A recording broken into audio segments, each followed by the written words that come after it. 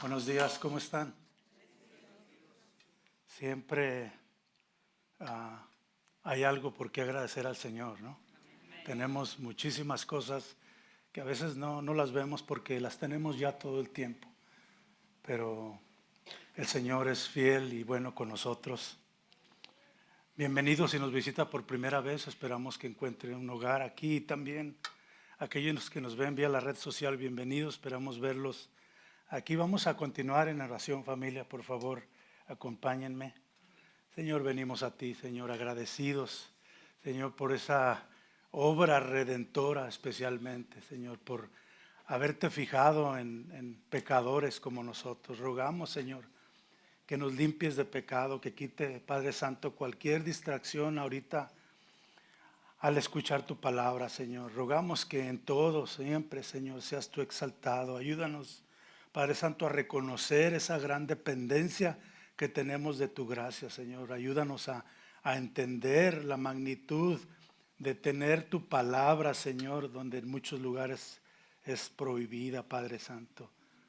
Ayúdanos, Señor, a ver, Señor, eh, la bendición que tenemos, el privilegio, Señor, de estar expuestos a tu palabra que transforma, que salva, que santifica, Señor. Seas tú honrado y glorificado esta mañana. Te ruego, Señor, te imploro, me concedas las palabras que te honren y te glorifiquen, Señor. Las palabras que edifiquen también a cada corazón aquí, Señor.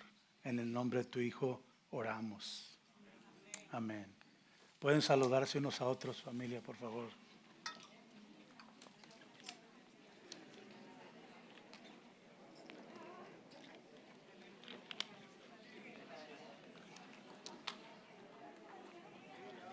Gracias.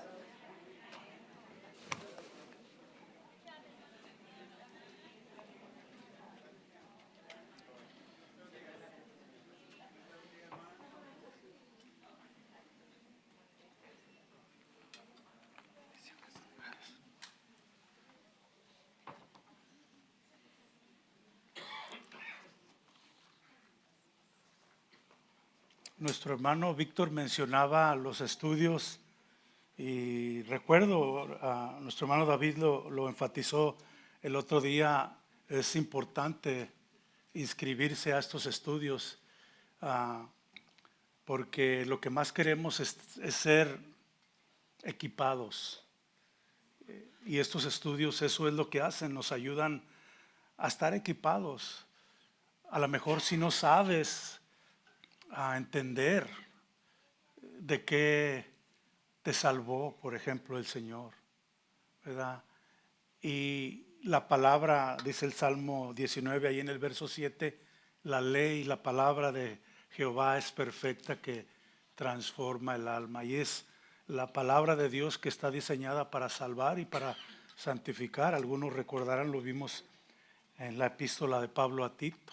La intención que tenía esa verdad predicada era de salvar a aquellos que habían sido escogidos desde antes de la fundación del mundo, ¿verdad? Y también la palabra tenía ah, la finalidad de transformar las vidas, como dice el Salmo 19, de irte cambiando poco a poco hasta el punto que a lo mejor tú no lo notarás, pero tu familia, conocidos, te ven y dicen, caray, ya no eres el mismo. Y esa es la idea. Entonces, mujeres, hombres, anímense a firmar, a inscribirse a estos grupos. Muy importante. Esta mañana continuamos la serie de la armadura de Dios. Como ya muchos sabrán, ya tenemos, este es nuestro cuarto estudio ahí en la armadura, en Efesios capítulo 6. Aquellos que a lo mejor es tu primer día o no habías estado aquí, o aquellos vía la red social que nos están viendo, pueden entrar a la página Fuente de Vida si quieren escuchar los primeros 3 estudios acerca de la armadura, porque es muy importante. Y no nada más esos estudios, ahí hay muchos recursos. Quiero recordarles antes de comenzar lo importante y beneficioso que es para todo creyente a la hora de empezar a leer tu Biblia, a la hora de que vas a estudiar la palabra del Señor.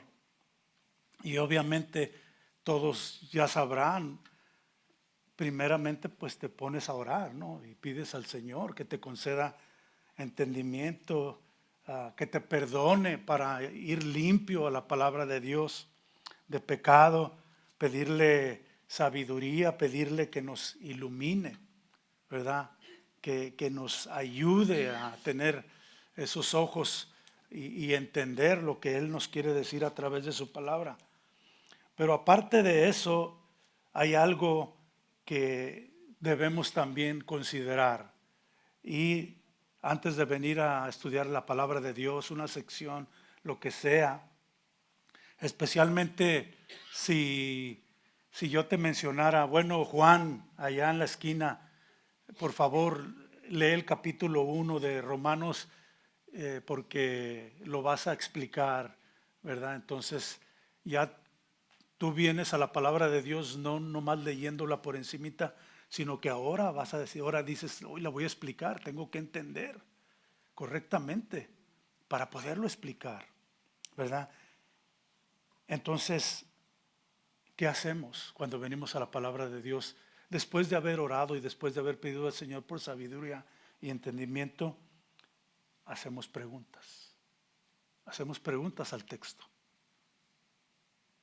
¿Como cuáles preguntas? ¿Para qué? ¿Por qué? ¿Quién? ¿Cuál?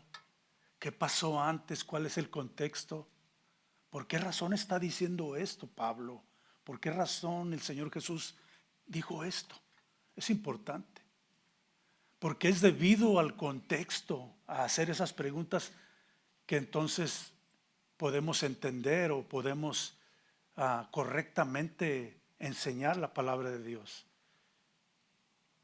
¿Qué fue lo que el autor original, obviamente el Espíritu Santo, a través de Pablo, de Pedro, qué fue lo que le quiso decir a la audiencia original? Eso es lo que queremos saber. Eso es lo que queremos entender. En esta sección, una de las preguntas, en esta sección de la armadura, una de las preguntas sería, Pablo, ¿por qué quieres que los cristianos ahí en la iglesia en Éfeso y nosotros, obviamente por implicación, ¿por qué Pablo quieres que nos pongamos la armadura? Entonces es importante, cuando venimos a estudiar en esta sección la armadura de Dios, una de las preguntas sería esa, ¿no? ¿Por qué? ¿Por qué tengo que ponerme la armadura? ¿Verdad? Y es simple, podríamos decirlo así. Por ejemplo, si está lloviendo, está haciendo mucho frío, ¿qué te dice tu papá? Ponte una chamarra, ¿verdad? Llévate el paraguas. Y la intención de tu papá es que te quiere proteger de tu mamá. Así de simple. Entonces esta es una advertencia. Pablo nos está diciendo, pónganse la armadura porque él sabe, ¿verdad? Y él mismo nos responde la razón ahí en el capítulo 6, verso 11 y 12. Y dice, vestíos de toda la armadura de Dios. ¿Para qué? Para que podáis estar firmes contra las acechanzas del diablo. Explicamos anteriormente que las acechanzas se refería a que el enemigo, esa palabra en el original es método. Él tiene método y yo había explicado acerca de que él sabe, y dije una palabra coloquial que era, él sabe de qué pata cojeamos. El enemigo sabe muy bien cuáles son tus debilidades y él tiene un método para cada quien y nos ataca de esa forma. Continúa y dice ahí en el 12, porque no tenemos lucha contra sangre y carne. Ese es el motivo. No tenemos lucha contra sangre y carne, sino contra principados, potestades, gobernadores de las tinieblas, huestes espirituales, lo vimos. Otra razón por la que Pablo quiere que usemos la armadura es porque Pablo, y lo explicamos también, estoy haciendo más o menos un repaso de lo que vimos para entrar otra vez al carril, por decirlo así. Pablo sabe que desde que tú y yo vinimos en arrepentimiento y fe al Señor, ¿qué pasó? Comenzó una guerra espiritual, ¿verdad? Y yo mencionaba en el último estudio que ahora que el Señor ha transformado tu vida, comenzó una obra, ahora hay cosas que antes tú no querías hacer y que ahora tienes un deseo de hacerlo. Ya quieres leer tu Biblia, lo mencionaba la última vez, quieres orar, ya no quieres juntarte con personas que te inducían, por decirlo así, a decir malas palabras, a lo mejor a tomar, a usar algún tipo de droga. Ya no lo quieres hacer, ¿verdad? Y lo malo, para eso no hay problema. Quieres hacer lo bueno y pasa todo tipo de interrupciones. Suena el teléfono, decíamos, ¿verdad? Ladra el firulais, ¿verdad? Pasa todo tipo de cosas. Pero si te dispones a ver el noticiero o una novela, no hay ninguna interrupción. Es más, ni anuncios dan. Entonces, tú ya quieres hacer lo bueno y te pasa lo que a Pablo. Ahí en Romanos 7, 21 al 24. Y Pablo sabía muy bien, obviamente inspirado por el Espíritu, dice ahí en el 7:21, así que queriendo yo hacer el bien, dice Pablo, yo ya quiero hacer el bien, ya tengo esos nuevos deseos. Dice, hallo esta ley. ¿Cuál ley, Pablo? Que el mal está en mí. Ese es el problema. El mal está en mí. Verso 22, porque según el hombre interior, según yo, ahora ya nuevo hombre, me deleito en la ley de Dios. Verso 23, pero veo otra ley en mis miembros que se rebela contra la ley de mi mente. Entonces es esa lucha que Pablo sabe y por eso su intención dice, pónganse la armadura, porque sé, y todos aquí, si tú viniste en arrepentimiento y fe al Señor, sabes de qué estoy hablando. Ya no quiero pelear y te encuentras y dices, ay, otra vez. Ya no quiero alegar o discutir con mi pareja, con mi esposa, con mi esposo. Y póntelas, ahí estás.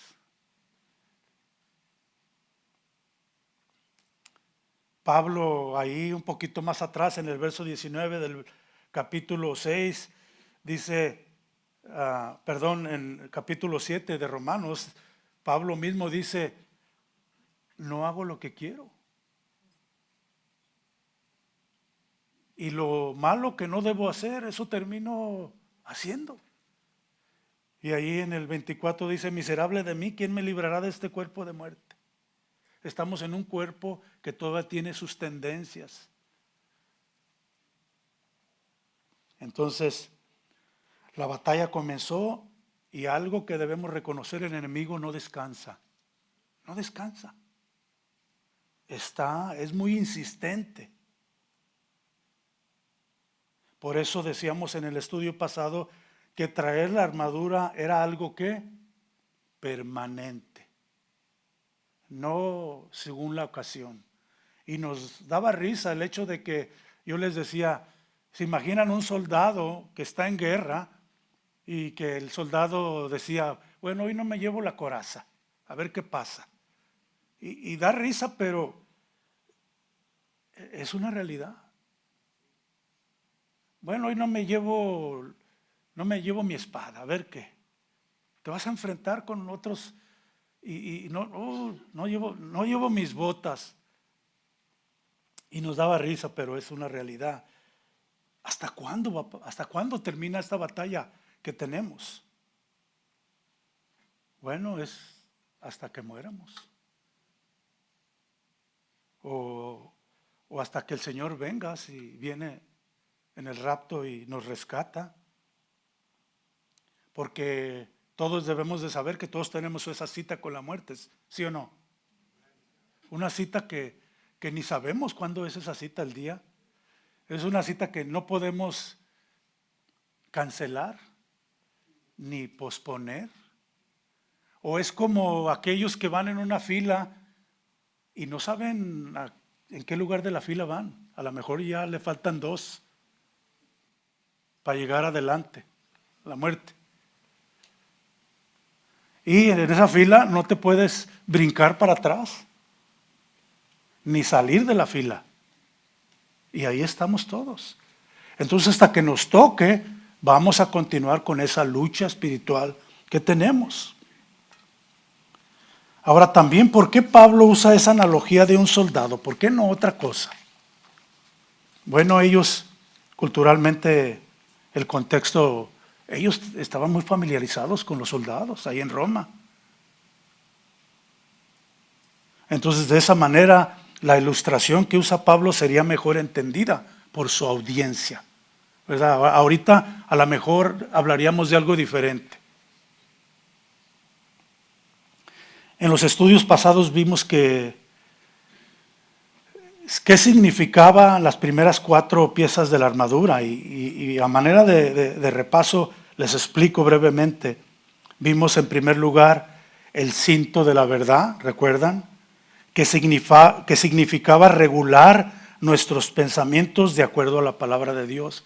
Cada que venía un pensamiento a ti, lo regulabas y decías, no, espérate. La palabra, esa es tu protección, la palabra de Dios, era tu protección en tu mente.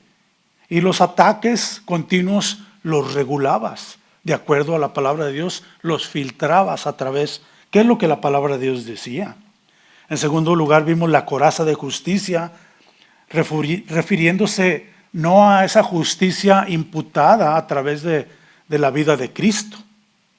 Yo creo que todos saben, ¿verdad? Cuando tú vienes en arrepentimiento y fe, el Señor ahora ya no te ve culpable, te ve justo por su Hijo.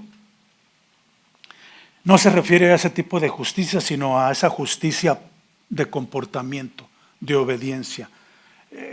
En Mateo capítulo 5, recordarán el Sermón del Monte, habla un poquito de eso. Ahora tú ya quieres hacer lo correcto, lo que hablábamos hace un momento. Ahora quieres ser justo, no en términos de equidad, sino en términos de obediencia a la palabra de Dios. En tercer lugar vimos calzados los pies con el apresto del Evangelio, de la paz. Y aclaramos que no se refería a que tenías tú que salir a predicar la palabra de Dios. Hermosos son los pies de los que anuncian la paz, dice Romanos 10:15. No se refería a eso por el contexto. Aquí se refiere, la persona está en guerra. Aunque sí tenemos que salir a compartir el Evangelio, ¿verdad? Entonces, ahí significaba calzados los pies con el apresto del Evangelio de la paz, que sometiéramos nuestra voluntad a la voluntad de Dios. Porque es fácil a veces decir, bueno, que se haga la voluntad de Dios, y oramos y decimos que se haga la voluntad de Dios, pero cuando no pasa lo que nosotros creemos que es, en ocasiones hasta llegamos a decir, Dios, se me hace que aquí te equivocaste. Y no nos sometemos a su voluntad, a su palabra. Eso es lo que quería decir, calzados los pies con el apresto del Evangelio de la paz. Vimos en cuarto lugar el escudo de la fe, refiriéndose a esa fe que es resultado de la salvación, resultado de estar plenamente convencidos de la inspiración divina de la palabra de Dios, de que Jesús es el objeto de nuestra fe. ¿Recuerdan? Vimos lo que quería decir fe práctica, donde les explicaba yo de que tú te subías a un avión teniendo fe en que el piloto realmente era un piloto. O que te tomabas una pastilla para el dolor de cabeza creyendo, teniendo fe que esa pastilla te iba a quitar el dolor. Pero esa era una fe práctica, porque yo les contaba y mencionamos algunas otras cosas, que, por decirlo así, ahora ya ves la botellita de las pastillas y ves que está expirada, ya de hace un año. Y ya dices tú, ay, ya no tengo fe en estas pastillas, ya no me la voy a tomar. Entonces hablamos de esa fe que no falla, porque el objeto de nuestra fe, ¿quién era? Dijimos, el Señor Jesús. Que no falla, que es absolutamente confiable. A eso se refería entonces el escudo de la fe. Y todas estas piezas de la armadura, noten que cuando viene el enemigo a susurrar a tu oído y a decirte que eres esto, que hiciste esto, otro, entonces tú, era lo que Pablo decía, preparados, porque van a tener que usar estas piezas en defensa de los ataques del enemigo. A eso se refería con los dardos de fuego, ¿recuerdan? Ahora, si se dieron cuenta, todas estas 4 piezas, incluyendo el que vamos a ver hoy, el yelmo de la salvación, que es la 5ª pieza de la armadura, si se fijaron, todos sus ataques son dirigidos ¿a qué? A nuestra mente. Todos dirigidos a nuestra mente. ¿Verdad? Ese es, por decirlo así, la torre de control de un cristiano. La mente. De estar completamente convencidos de quién eres en Cristo. Algunos comentaristas piensan que la oración, ahí en el verso 18, debería ser incluida como parte de la armadura, ¿verdad? Aunque en sí la oración no viene a ser una parte física de la armadura, sin embargo, sí una parte de vital importancia. Entonces, habiendo dicho esta introducción, vayamos al texto, Efesios capítulo 6, versos 10 al 18, para tener fresco todo el contexto, lo vamos a leer. Dice así, capítulo 6, verso 10. Por lo demás, hermanos míos, fortaleceos en el Señor y en el poder de su fuerza. Vestíos de toda la armadura de Dios para que podáis estar firmes contra las acechanzas del diablo.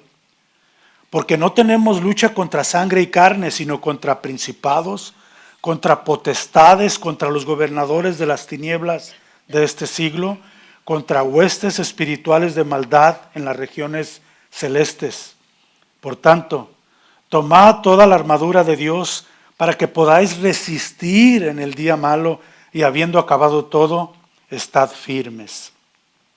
Verso 14, estad pues firmes, ceñidos vuestros lomos con la verdad y vestidos con la coraza de justicia.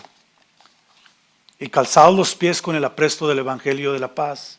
Sobre todo, tomad el escudo de la fe con que podáis apagar todos los dardos de fuego del maligno. Y tomad el yelmo de la salvación y la espada del Espíritu, que es la palabra de Dios, orando en todo tiempo con toda oración y súplica en el Espíritu y velando en ello con toda perseverancia y súplica por todos los santos.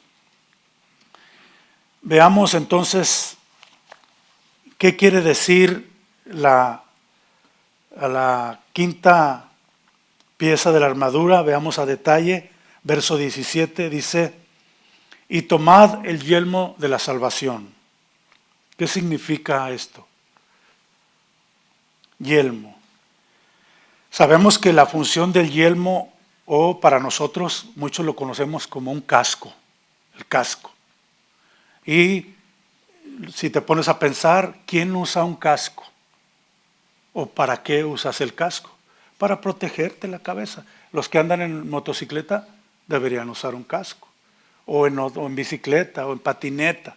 Yo creo que en patineta es peligrosísimo usar el casco. Y su finalidad obviamente era de proteger la cabeza de cualquier, en este caso, Pablo está diciendo, de cualquier ataque del enemigo a nuestra mente.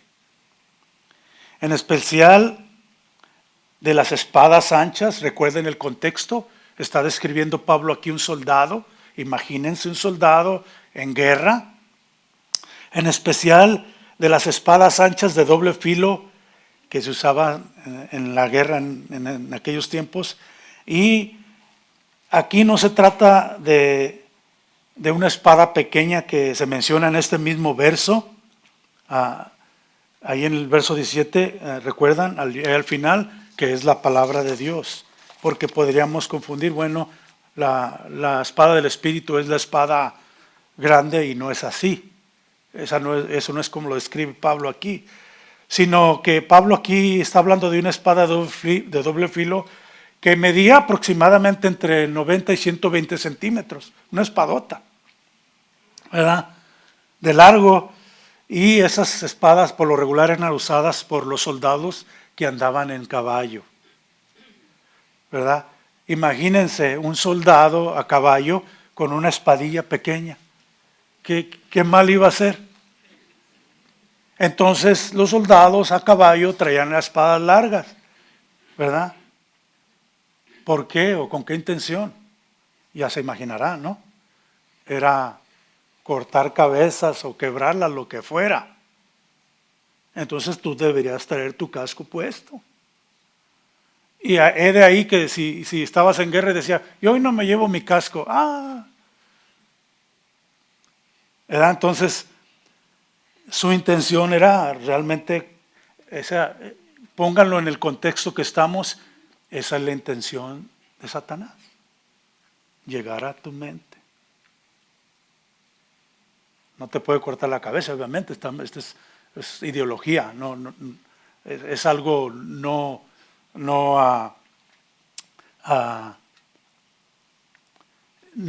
sucede realmente. No es que Satanás va a venir y te va a cortar la cabeza. ¿Verdad? Esa espada también la vemos, por ejemplo, aquellos que toman nota, Apocalipsis 1:16, Apocalipsis 2:12, Apocalipsis 6:8, ahí vemos esa espada. Entonces ellos, su audiencia de Pablo entendía de qué estaba hablando Pablo. Aquí el hecho de que el yelmo esté relacionado con la salvación, ¿recuerdan? Yelmo de la salvación. Indica, como lo hemos estado mencionando, que los ataques de Satanás están dirigidos ¿a qué? A nuestra mente, a la seguridad, a la certeza, a esa confianza importante, a la esperanza futura que tiene o debería tener todo creyente. A esa confianza de que tú tienes, de que la palabra de Dios es la autoridad, de que no tiene error. ¿Y qué es lo que el enemigo quiere hacer? Que dudes.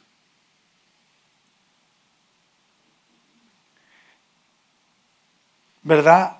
Él ataca a esa creencia que tienes tú. Bueno, la Biblia dice que todo el que viene en arrepentimiento y fe es salvo. Tienes vida eterna. ¿Verdad? De nuevo, ¿con qué intención son esos ataques? Todos lo sabemos. El enemigo quiere desanimarnos, quiere que dudemos. Siempre ha sido así. Quiere que dudemos de que nuestra salvación está segura. ¿Y cómo se ven esos ataques? Por ejemplo, ¿cómo se ven esos ataques? Yo pienso que ustedes podrían saber. El enemigo constantemente nos ataca recordándonos nuestros fracasos, recordándonos nuestros pecados, ¿verdad? Problemas sin resolver, peleas que regañaste a tu hijo, tuviste una discusión con tu esposa. Podemos agregar muchas cosas ahí.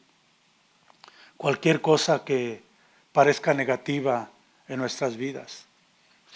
Yo les mencionaba hace un poquito a alguien que, no nomás en este estudio, pero desde que empecé la serie de la armadura de Dios, ha habido muchos ataques. Muchos ataques. en mi mente. Porque el enemigo sabe que si explico la palabra de Dios correctamente, honrando a nuestro Señor, la gente va a ser equipada y va a saber. Y Él no quiere que tú estés preparado. A Él le encanta que seamos ignorantes. Entonces Él dice, mira, pues, no leen, ni les enseñan bien. No, pues.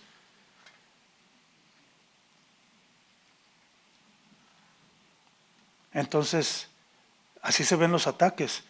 Y me pareció una forma de que Él nos ataca recordándonos es importante. Porque yo creo que muchos padecemos aquí a veces eso, nuestra mala salud. Y decimos, ¿por qué?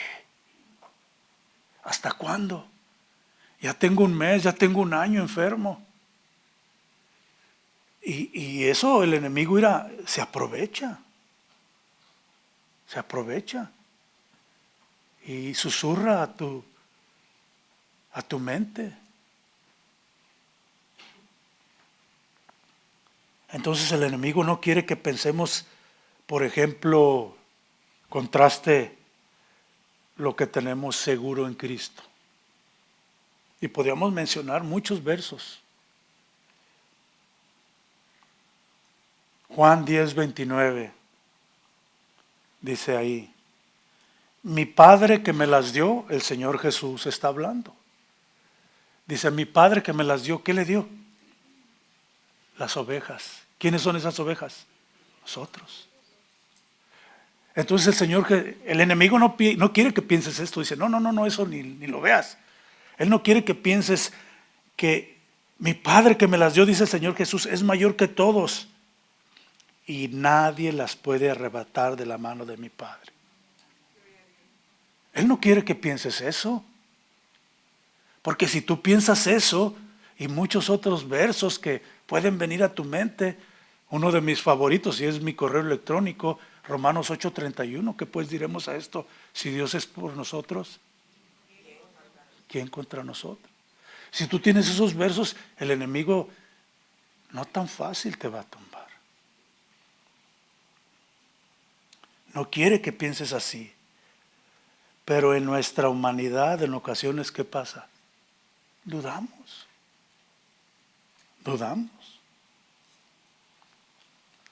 Lucas 22:31 y 32. Dijo también el Señor, Simón, Simón, he aquí Satanás os está pidiendo para zarandearos como a trigo. Lo mismo que a nosotros. Porque sépanse que todo lo que hace el enemigo, Dios se lo permite. Porque el Señor es soberano.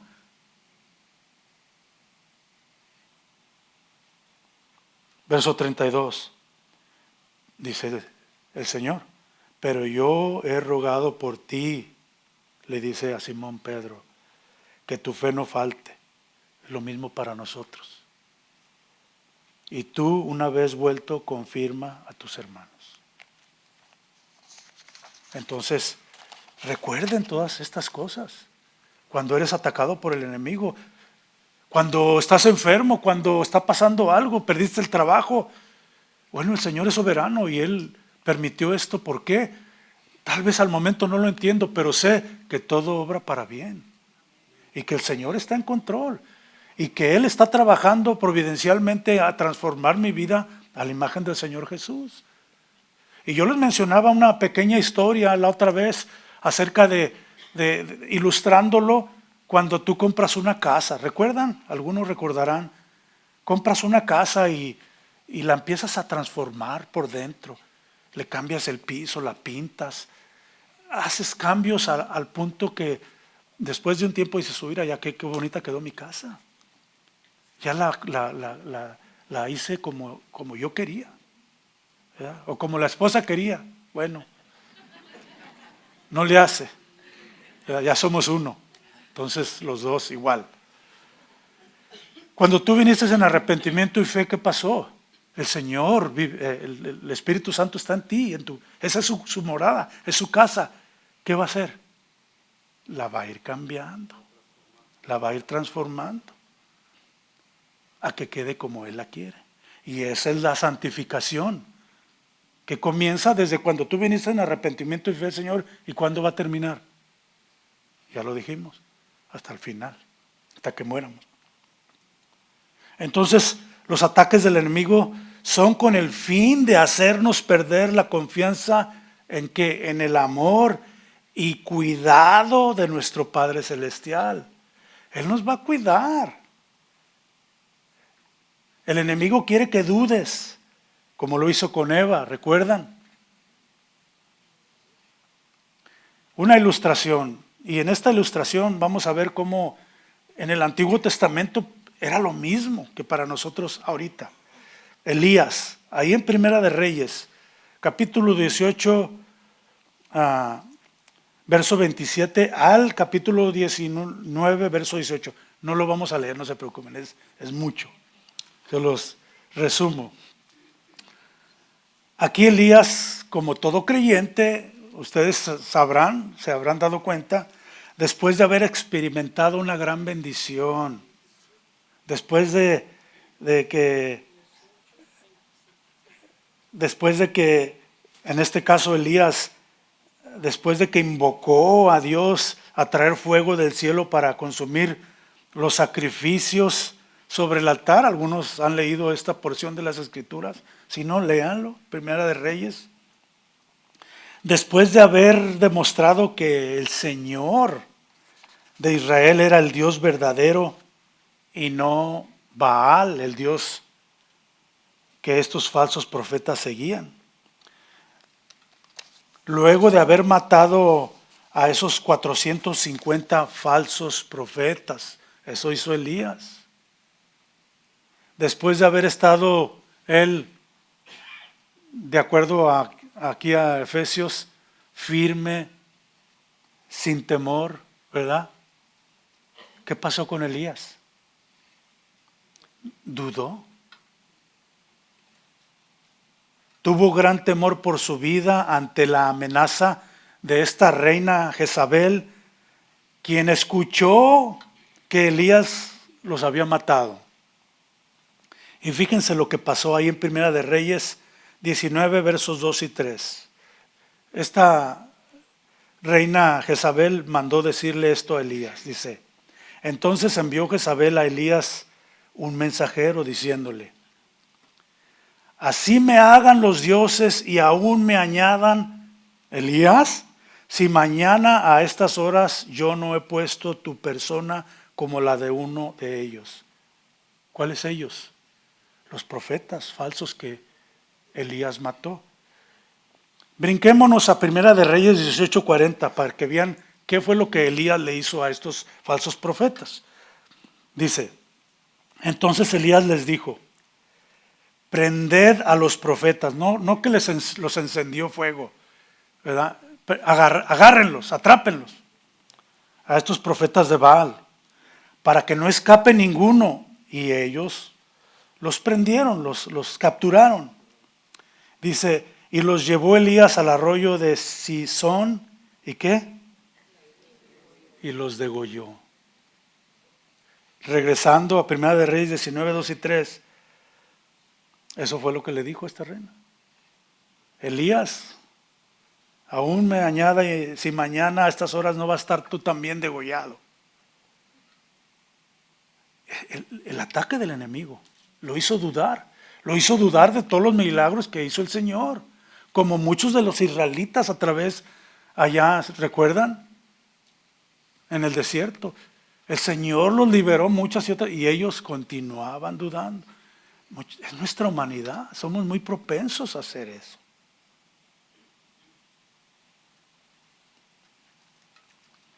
Fíjense lo que pasó con Elías, dice, viendo pues el peligro, se levantó, este es Elías, y se fue para salvar su vida. ¿Verdad? Tuvo miedo. ¿Qué le pasó a Elías? Como él, lo hemos visto, los reafirmó. Le dijo, Elías no está solo. Porque en esa porción de las Escrituras, Elías eso es lo que piensa, quedé yo solo.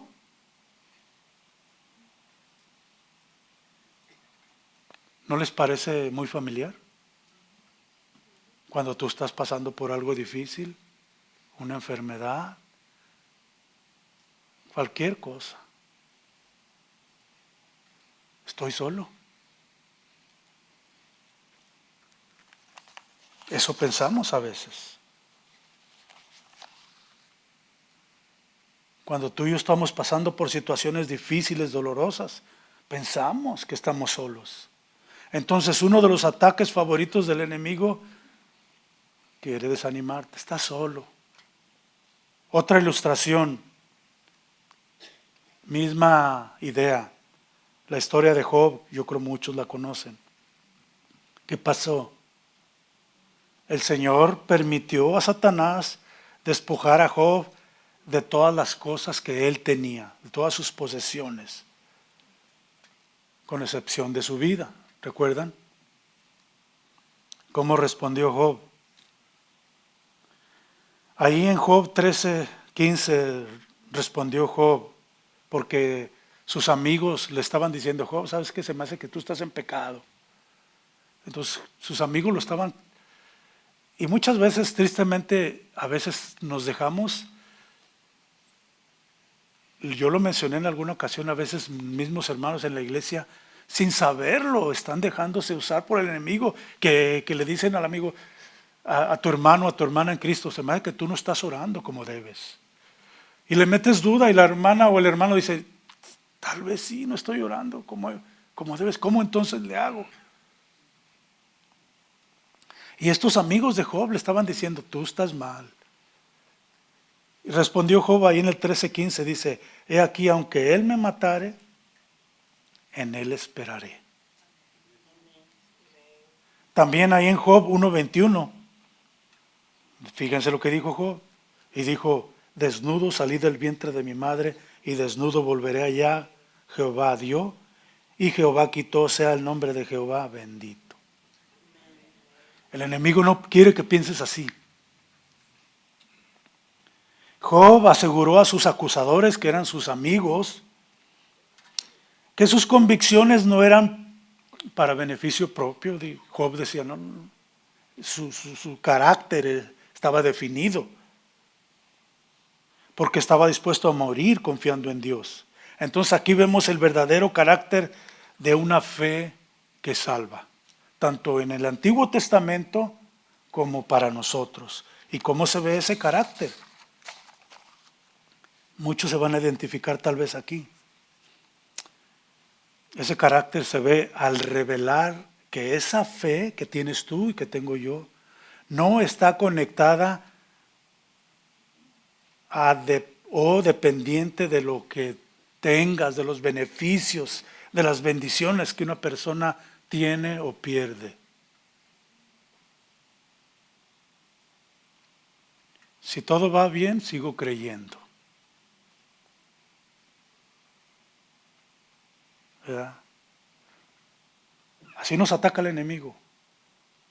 Y muchas veces nosotros cooperamos. Si tengo paz, qué felicidad. Si tengo bienestar familiar, a gusto. Tengo trabajo, mis hijos están bien, tengo posesiones, tengo salud, qué felicidad. Se oye mal, mis hermanos, pero en ocasiones actuamos así, aún como cristianos. Si no están las cosas de acuerdo a lo que yo quiero, entonces empiezo a cuestionar, empiezo a dudar. Yo no estoy diciendo en ningún momento que no batalles, que llores, porque estás enfermo o un ser querido falleció, tienes una situación difícil en la vida. Pero podrías tener todo. Podríamos tener un gobierno justo, no estar enfermos, tener posesiones, pero sin Cristo, ¿de qué le sirve al hombre tener todo y qué? ¿Perder su alma? Yo no estoy diciendo que no batallamos y que no sufrimos, pero el Señor es nuestra ancla. En Él creemos y confiamos. Fíjense también lo que dice Job ahí en el 2, 9 y 10.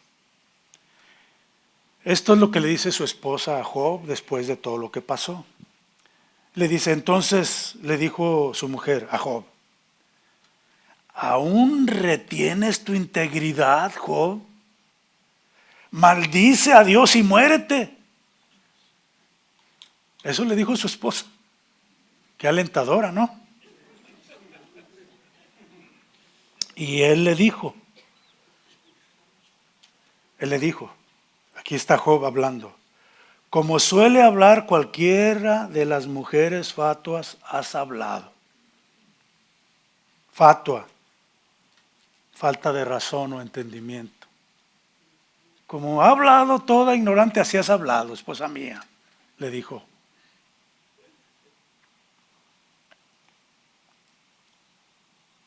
¿Qué? Dice Job. ¿Recibiremos de Dios el bien y el mal no lo recibiremos? En todo esto no pecó Job con sus labios.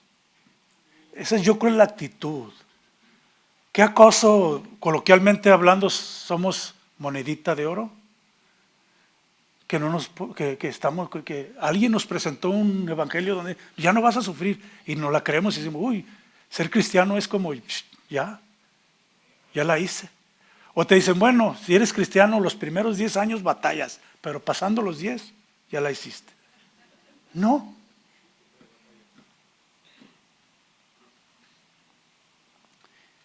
El yelmo de Job le protegió de todos los espadazos del enemigo, por decirlo así. ¿Sí o no? Y esa es la idea. Que los espadazos, hagan de cuenta, estamos en la batalla y viene tirando espadazos a cortar cabeza y nosotros estamos preparados. Él mantuvo su fe en el amor, en el cuidado de Dios. Él tenía el yelmo puesto. Para nosotros, la fe, muy importante esto, la fe con la esperanza, fíjense, con la expectativa, importante esta palabra, ténganla en mente, con la expectativa de que Dios está en control y que si Él comenzó la buena obra, ¿qué? La terminará. Amén. Filipenses 1:6. Entonces el yelmo de la salvación significa ejercitar esa esperanza, anticipar el futuro que está seguro, porque ese futuro no depende de ti ni de mí, sino de Dios. De Él depende. Acabamos de leer ahí, esas ovejitas que mi padre me dio, no se van a perder. Él es más fuerte que todos y nadie las arrebatará de su mano. El Dios que dijo ahí en Lucas 8:22, vamos al otro lado del lago, algunas traducciones, vamos al otro lado de la orilla. ¿Recuerdan ese texto? ¿Y qué pasó? A medias vino tormenta y todo esto. Si Él dijo, vamos al otro lado, no importa lo que pase en el transcurso, vamos a llegar.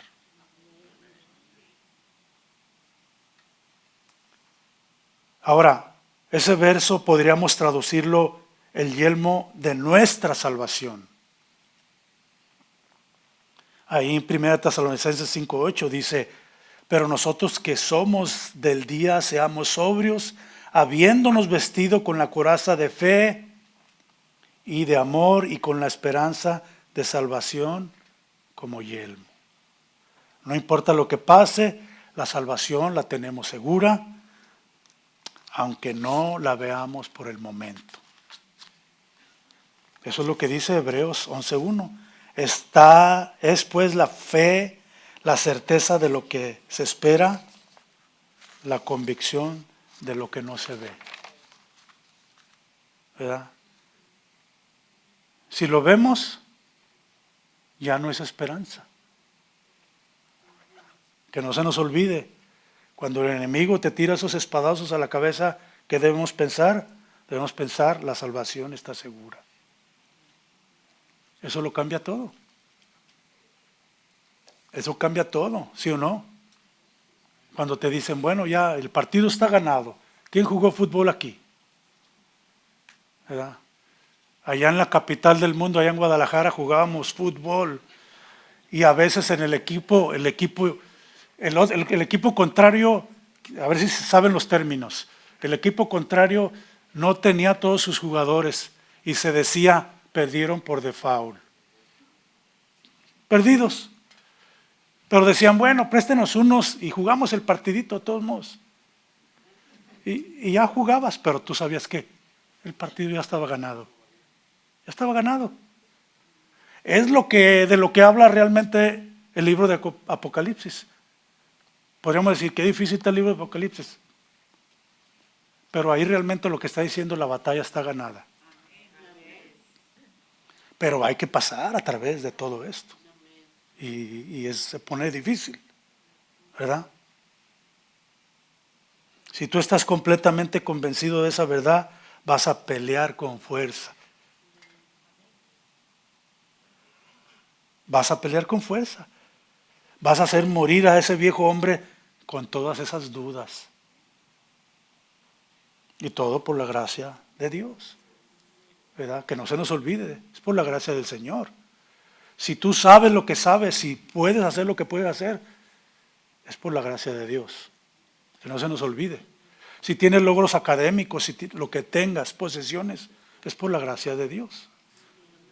Porque el ser humano tiende a decir, bueno, es que yo soy bien inteligente, o yo hice estos negocios, lo que sea. Tratamos por naturaleza, queremos agarrar el crédito y queremos tener un estatus de alguna forma. Y se nos olvida que somos quien somos, tenemos lo que tenemos por la gracia de Dios. De nuevo, porque no depende de ti ni de mí, sino de aquel que nos concedió la salvación. Entonces la salvación la tenemos como segura y firme ancla del alma, dice Hebreos 6:19. ¿Se dan cuenta? La tenemos como segura y firme ancla del alma. Ellos sabían de qué estaba hablando Pablo aquí. Esto dijo el pastor John MacArthur, y cito hablando del yelmo. Dice, el yelmo de la salvación es esa gran esperanza de la salvación final que nos da la plena confianza y seguridad de que nuestra lucha presente con Satanás no durará para siempre y que al final seremos victoriosos. Fin de la cita. Me acuerdo, he compartido en algunas ocasiones algo que pasó a mi esposa en un momento, algunos de ustedes saben. Fueron tiempos muy difíciles, muy difíciles. Y ella dijo algo que a mí me pareció importante y quiero que lo sepan. La expectativa de ella fue, pónganse a pensar, y ahorita les digo, si a ti te dijeran, bueno, no sabes, ok, esa enfermedad te va a durar 3 meses, 100 días, vamos a decirlo así, para entendernos bien. Esa enfermedad te va a durar 100 días. Tú no sabes que te va a durar 100 días. Y en vez de enfocarte en ¿hasta cuándo? Me acuerdo que mi esposa dijo, un día menos. Si tú supieras 100 días y dices, un día menos, ya faltan 50, 49. Tu expectativa está en el futuro y no estás enfocado en el hoy, en el de ¿hasta cuándo esta enfermedad? ¿Hasta cuándo esta situación? Y eso es esta salvación, usar el yelmo de la expectativa de que un día vas a tener la salvación, está segura. Y peleas y haces lo que haces pensando en que un día menos, un día menos. Esa es la idea. A mí me pareció, dije yo, wow, mis hermanos, si como creyentes nos enfocamos en esa salvación segura y creemos que Dios nos proporcionó ese yelmo que protege nuestra fe, resistiremos el día malo y estaremos firmes al final, usando la analogía de Pablo aquí.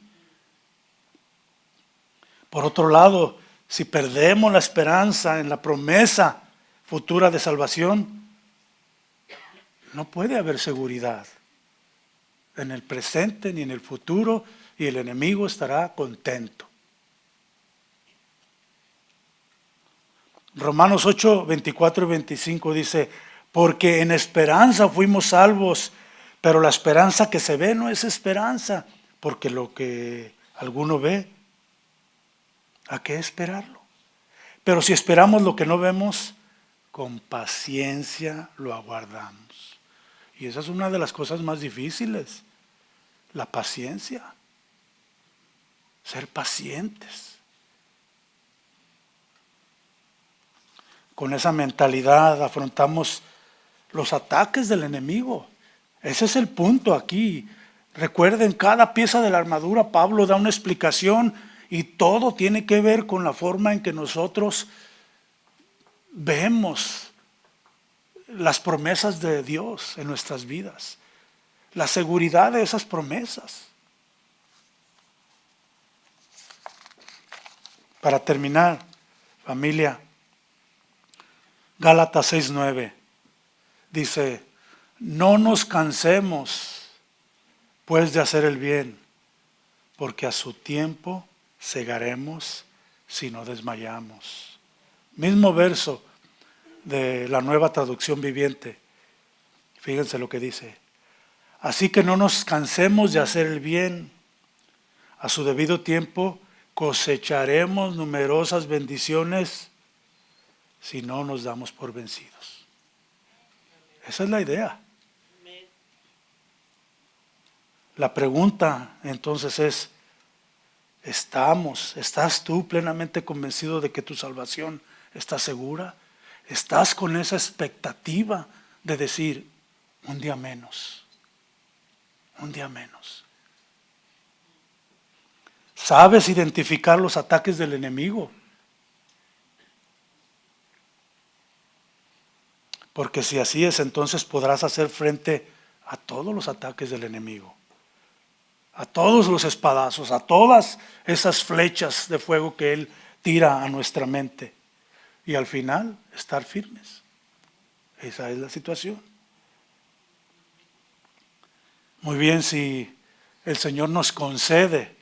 Realmente yo hablé con algunos de mis hermanos, les decía yo creo que la serie de la armadura de Dios, 2 o 3 estudios, este es el 4, mis hermanos, y si Dios nos concede y nos permite, la próxima veremos la espada del Espíritu, si es posible terminamos, si no, continuamos con esta gran bendición que nos dejó el Señor a través de su Espíritu. Oremos para terminar. Señor, te damos las gracias, Padre Santo, por tu palabra, Señor, por el privilegio que tenemos de estudiarla, Señor, porque nos concedes entenderla, Padre Santo. Rogamos que haya sido, Padre, tú exaltado y glorificado a través de todo esto, Señor. Rogamos, Padre Santo, que nos conceda, nos permita, Señor, venir a usted en arrepentimiento y fe. Aquellos, si hay alguien que no te conoce, Padre, concédele arrepentimiento.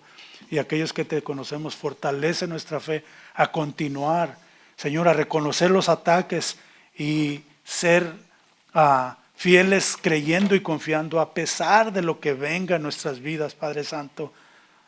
Fortalécenos para resistir y en el día malo seguir firmes por tu gracia y tu misericordia. Llévanos, Padre Santo, con bien a donde vayamos, nuestro hogar, o a comer algo, Padre Santo.